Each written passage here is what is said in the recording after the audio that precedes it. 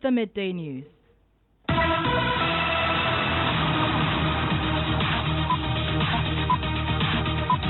This bulletin is coming to you live from the Joy 99.7 FM studios in Accra at digital address GA0993341.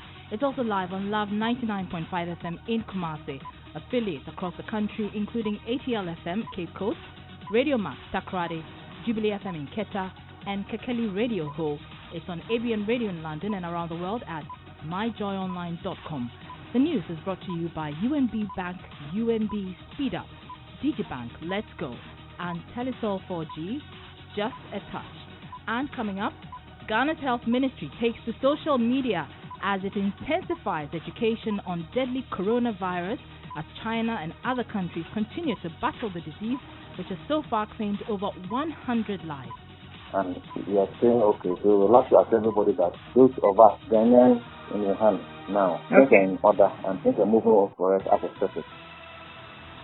We have more on what to look out for on this condition, including the latest from 2 African countries investigating a suspected case. Government says the country's emergency healthcare system will see massive improvement as President Akufo-Addo prepares to officially hand them over to the various constituencies today. We're talking about the 307 ambulances. Meanwhile, Minority charges government to immediately deploy the 8 mobile clinic vans procured by the NDC administration as it reveals the vans are rotting away at the Kolebu Teaching Hospital. And it's quite disheartening. We entered one of the vans and the interior was chilled. The air conditioning was working. Why have these vans been parked here to rot away? Also, police administration advocates stiffer laws to stop the carnage on the roads as it cites laxity in acquiring driver's license as a major cause of needless accidents on the country's roads. You see a driver running anyhow, knock somebody, kill the person. The best thing you can do is just detain the person briefly in the police station, send him to court, and the person goes scot-free. In sports, Board member of Accra House of Folk Frank Nelson laud Legon Cities FC for using music artists in a bid to draw crowd to their games. We have sports coming up and many other stories. Do stay tuned.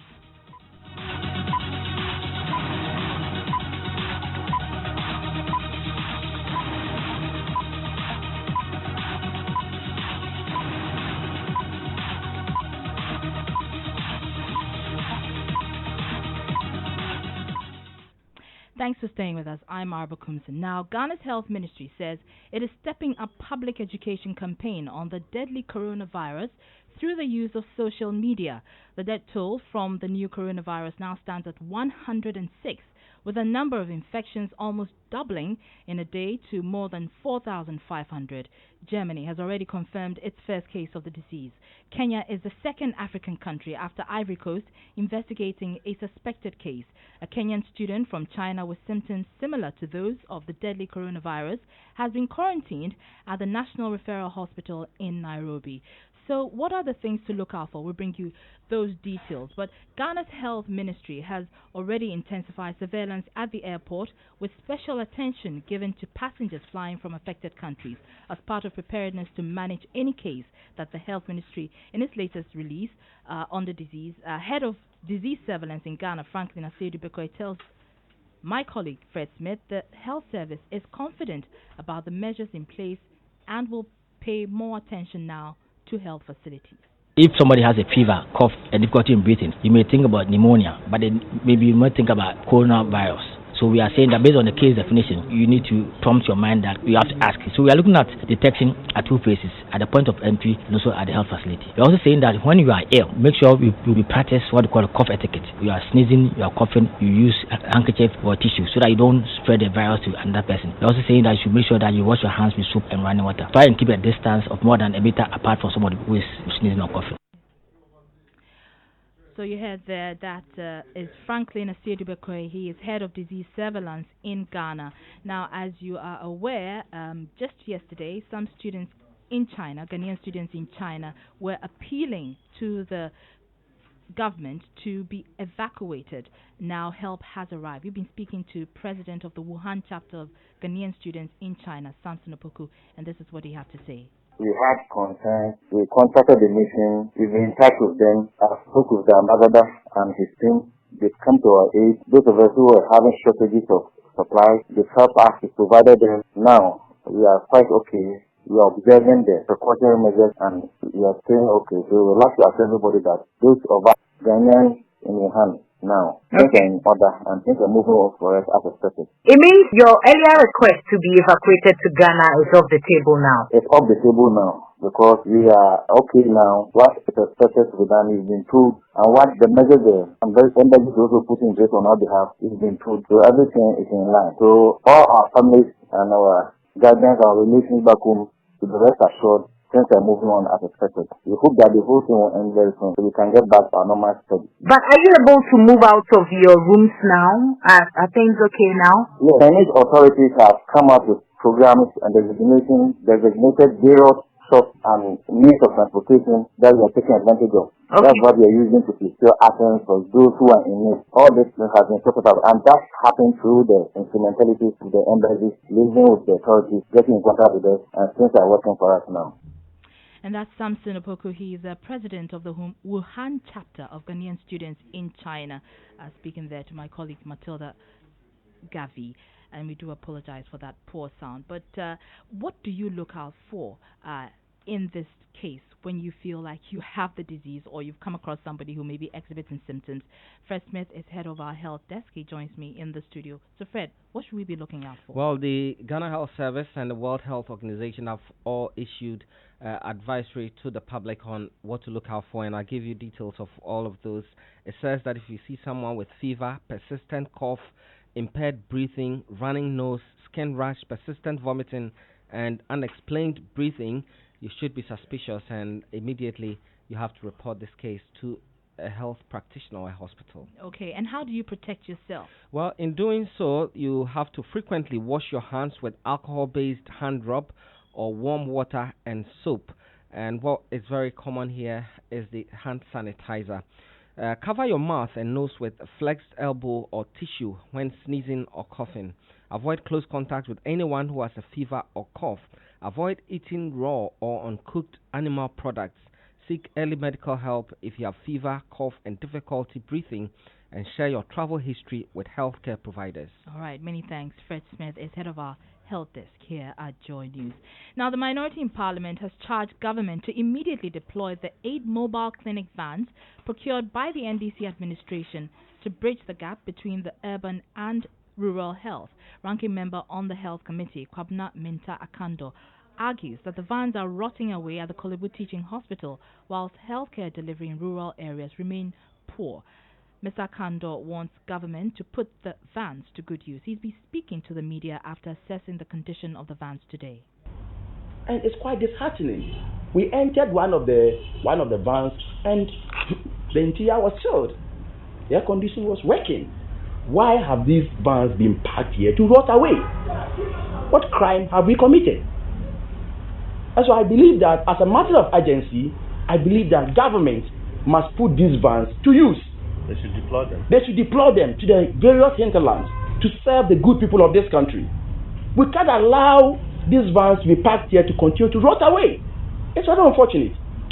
And therefore, if the president is listening, if the minister responsible for health is listening, please, we need action and not the plenty talks. These vans must go to the field and work, and not to leave them to rot away. I mean, I am sad. And the best use of the vans are to, I've seen some files being tied to the vans, and nobody even comes here. Nobody cares about it. Nobody even comes to see whether or not, they will even service the engine. Or this is a machine. You don't ignite it. If you don't ignite the machines for far too long, what happens to the machine? Ranking member on the Health Committee, Kwabena Minta Akando there. My colleague, Kwesi Parker Wilson, is at that briefing and joins us on the line. Parker, first of all, what specific services do these vans provide? Hello, Parker. If you can hear me, I'm asking what specific services these mobile vans provide. Okay, so these mobile vans were supposed to be deployed to the rural areas where there are no chip compounds and also clinics, so that when they park within the rural areas, the residents of those areas will quickly come there for treatment. That was the plan, according to the NDC, when they imported the van into the country. Now, just before they exited in 2016, they were in the process of sourcing funds for the operation of the vehicle, of the vans, and then they left. And so they were thinking that the NPP administration would have continued with the process. Now, 8 of them are parked at the Kolebu Teaching Hospital, rotting away. We saw the state of their vans. In fact, all the tires deflated. The generators behind them rusting because it is close to the sea. And so the minority believes that the president is not prioritizing the health sector. And as a matter of urgency or matter of importance, he should quickly deploy the vans to the rural areas and then put it to good use. Many thanks for that update, Kwesi Parker Wilson. And speaking of vans, government says the country's emergency healthcare system is expected to see massive improvement as it prepares to release 307 ambulances today.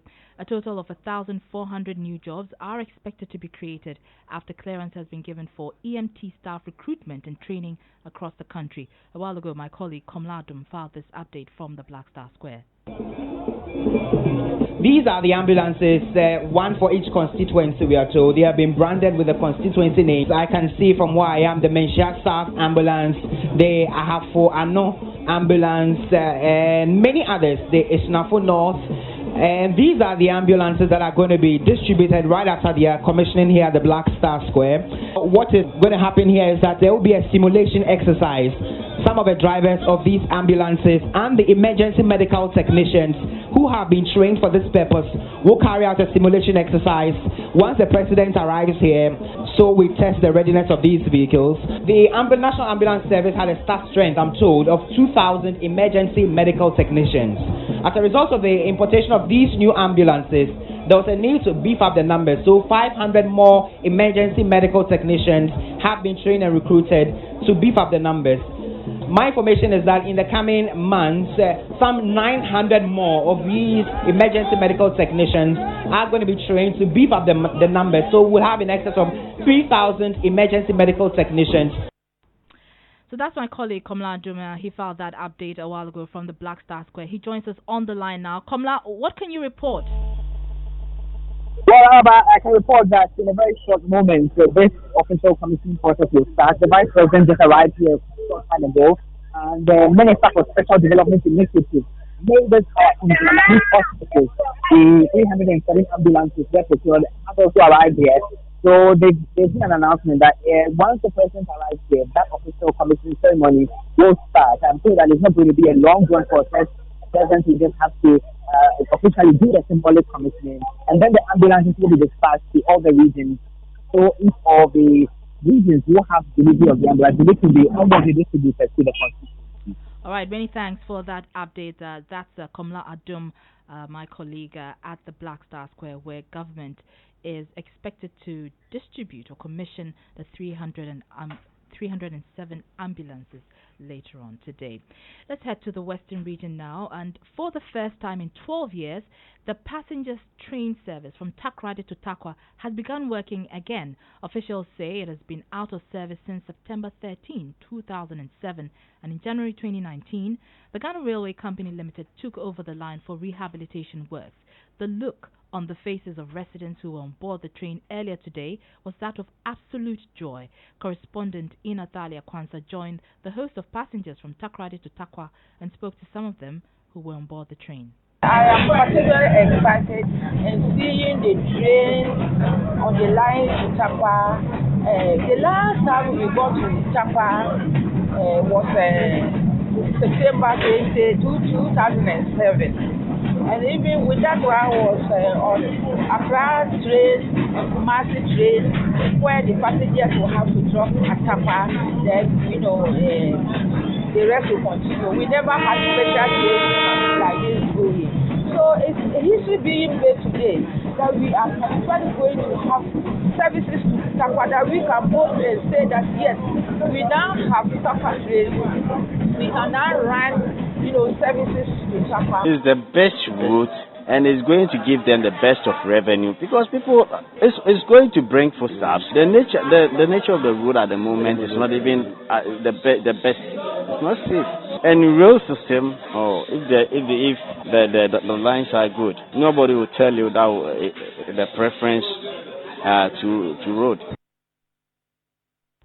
And you have some passengers speaking to my colleague Inathalia Kwanzaa. They will be bringing you more of this in our subsequent bulletins. Now, the immediate past director of the Motor Transport Traffic Department of the Police Service, COP Christian Yohunu, is advocating stiffer laws to stop the carnage on the country's roads. According to him, the current punishment regime for road traffic offenders are not punitive enough.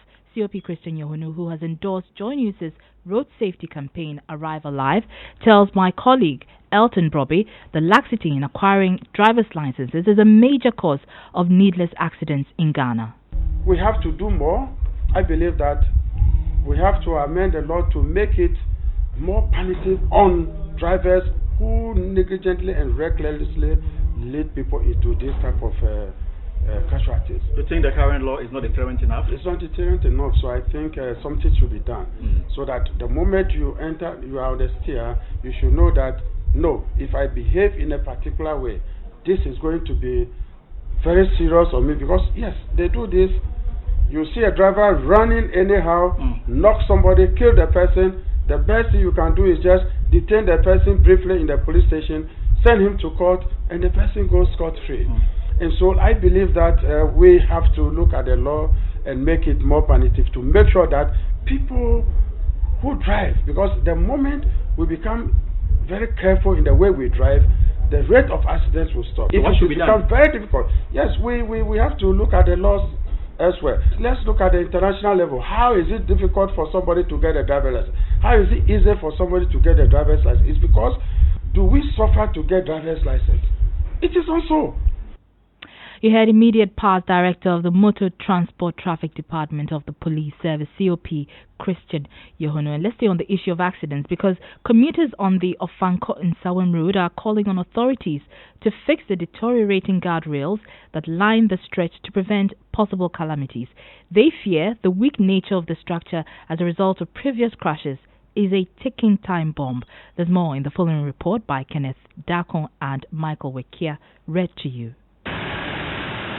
It is 11:45 a.m. at the Ofanko barrier in the West district of the Greater Accra region.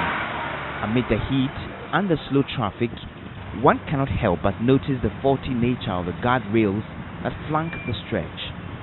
These components are supposed to secure the edge of a road which happens to be on a higher ground to prevent vehicles from falling off. But the mangled metals bear evidence of countless crashes over the years, which the drivers are clearly not oblivious to.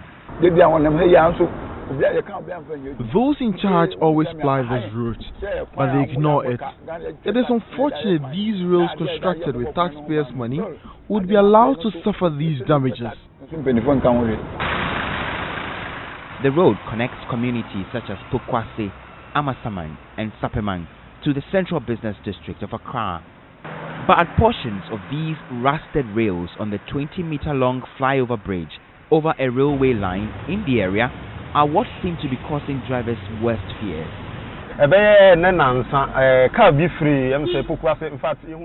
There was an accident here 3 days ago involving a 40-footer articulated truck. It rammed into and broke the guardrails. That's the only thing that prevented the vehicle from fully crashing into the ditch. The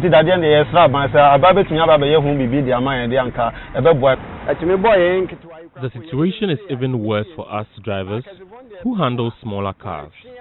The least miscalculation topples our vehicles. At the Jontai Junction, residents say they bent a portion of these metals to aid in crossing the road since there was no footbridge to serve that purpose. It's very dangerous, and when you are crossing and a car is coming with a speed, it's dangerous to you, a human being. We don't have to wait for something bad to happen before we do something about it. Finance Minister Ken Oforiatta, in his presentation of a 2020 budget statement, reiterated government's commitment to focus on roads. These road users say they are not willing to sit unconcerned while Ghanaians increasingly become statistics in bloodshed.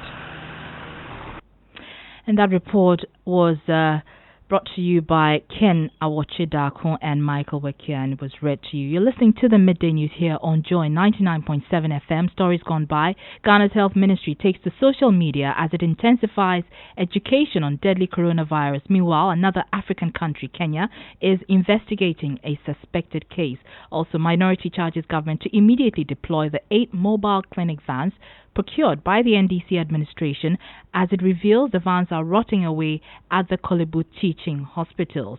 We're taking a short break, but when we return, the NDC in the Central Region is picketing the Central Regional Office of the Electoral Commission. We'll bring you an update on that. And in our Joy Story series, we'll tell you how Joy FM went to the aid of a woman in labor after discovering the doctor at the facility was unwilling to attend to her. The doctor was supposed to take care of me, wasn't so he wasn't going to come from the 4th floor. All that I heard from the nurse that if doctor you are not coming, I will mention your name at Joy FM if anything happens to the mother. UMB was established in 1972 as the premier bank for the corporate and private sector in Ghana. From our very beginning, as the only Ghanaian bank serving all categories of businesses, we set a standard for excellence and innovation over the past 45 years. We've built a financially healthy and strong bank, demonstrated our commitment to our customers and to growing businesses, and exhibited originality and innovation at every turn. At UMB, our focus is built around people, service, products, and technology. These are the key to our present success and our future triumphs. At UMB, we're poised to make a difference not only with our customers, but also in the banking industry. We invite you to share in our future. Our future starts now with you.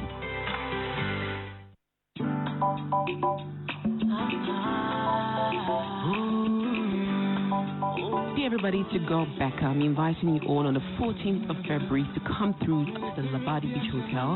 It's going to be 7 p.m. It is the Love Experience. Come along, let's have fun, let's enjoy, and come meet me in Komna as we give you amazing performances.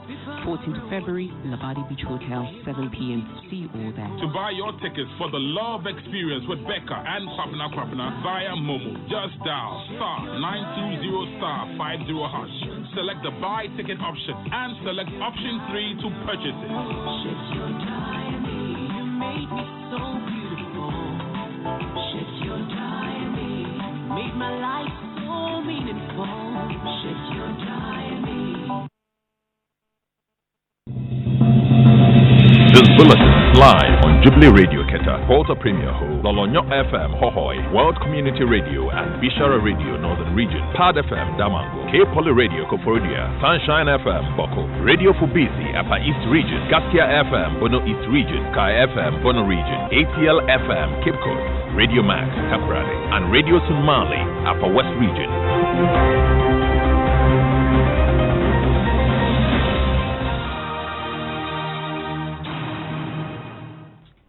You're welcome back. You're listening to the Midday News here on Joy 99.7 FM. I'm Araba Koomson, and Hans Mensa Ando joins us in the studio now with the latest in sports. Hans, I hear someone is beating someone up. Yes, there was a viral video yesterday showing WBO Africa Super Welterweight champion Patrick Alute, punching a fan several times.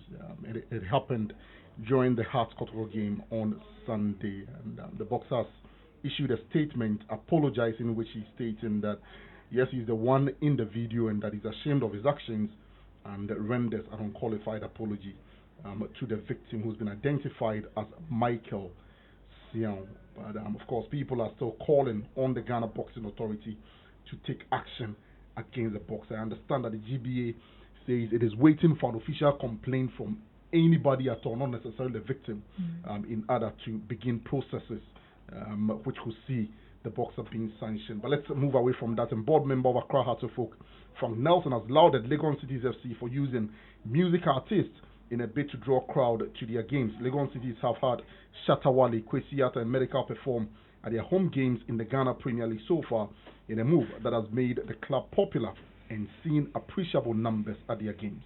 I think it is a very good thing what we are seeing now.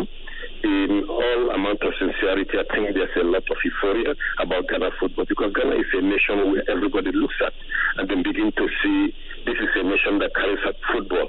Now, when you see what is happening, you just ask me a question in terms of the support base, in terms of the officiating, attendance, and every other thing. I think it's been fantastic so far. And I want to take it as up, for example, what I saw Lagos City doing. For me, Lagos City has got a big turnaround in Ghana football. For me, it's history they are making. It's happened somewhere, some places in the world. But when you see what they are doing in terms of the entertainment, it gives us that opportunity that for me, going to church or going to any other place, I can get to stadium there. My wife does not like football, or my children do not like football, but there's something else that can keep them in football. So I think that part where Lagos City has come in is a big plus for Ghana football, and I think it should be encouraged, not just for Lagos City. Even if FA can adapt a system of that nature, I think it's something we'll appreciate. Frank Nelson is a board member of Accra Hearts of Oak. That's your sports. Many thanks, Hans Mensa Ando. Now, a man in his mid-20s has been arrested by the AMA public health officials after he was caught openly defecating. This happened when the Joy Clean Ghana campaign team visited the seashores to inspect how facilities like public toilets and fishmongers dotted along the beach were disposing of waste. The person is practicing open defecation just by the sea. Meanwhile, recently, the Minister for Zongo Development was here to commission about 150 toilet facilities that have been dumped for the public, for them free of charge. They have all these facilities within them, and they are still practicing open defecation. You can just imagine, even we are coming, but this guy did not even feel shy. He was still sitting there doing his own thing. You see? Yeah. So that is what is going on. So for somebody like who is practicing the open defecation, what is going to be happening to him? We will arrest him right away. That is why we have the team. So we are arresting him. So please don't let him go. Don't beat him. Citation for, please arrest him and send him to the office. So you had there Florence Kochi. She's heading that team, and Nancy Emefa-Jadosi is with the team. She's joined us on the line. Nancy, what else did the team find? When we got there, after arresting this first guy who was practicing open defecation, we came across a public toilet, and guess what? They have connected their septic tank straight to the sea. So all the affluents that are coming from the toilet is linked straight to the sea. And they also found a hotel just along the shore, and that also didn't have a septic tank at all.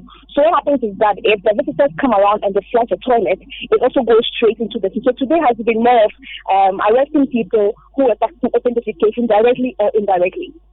Nancy Emefa-Jadosi with those details. Now, the NDC in the Central Region is picketing the Central Regional Office of the Electoral Commission. They're protesting the EC's decision to compile a new voters register, and we'll be bringing you more on that in our subsequent bulletins.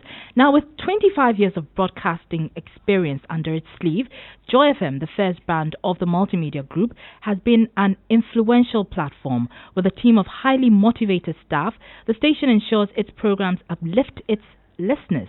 On the early morning Christian show Joy Time in his presence today, some listeners share their own stories of how Joy FM has impacted their lives. Listen to the story of a woman's encounter with a doctor and how her favorite station may have intervened. Every morning when we listen to Joy, it encourages us. That's why we always open Joy FM. May God richly bless you. And for the 25 years of Joy FM, I remember somewhere in the early 90s when they came. I was in JSS then. They used to do this, we give you joy. I forgot that song. It was a jingle. Yes, on the airways. Yes. We give you joy, 99. Feel your day, so good, feel love. Play for me. I'm going to get it for you. Bring my good memories, primary school memories. It saved me when I was going to give birth to my second daughter. In fact, things were getting worse. The doctor wasn't coming down. The doctor told the nurse that the doctor was supposed to take care of me, so he wasn't going to come from the 4th floor. All that I heard from the nurse that if doctor you are not coming, I will mention your name at Joy FM if anything happens to the mother and child unborn. All of a sudden, I could see the doctor coming down and taking care of me until my doctor came. And I want to thank Joy FM. Indeed, we continue to express gratitude. We are indeed grateful. It's time for what's trending on social media. Mapito is here with me. What's trending? All right, so people are talking about the ambulances, and on Twitter, #OneConstituency, one ambulance is trending, but at Damilia Rosemary says, Mr. President and Ministers, I have a question. When the ambulance takes the person to the hospital, will the patient sick or the sick person get a bed to be on just for treatment?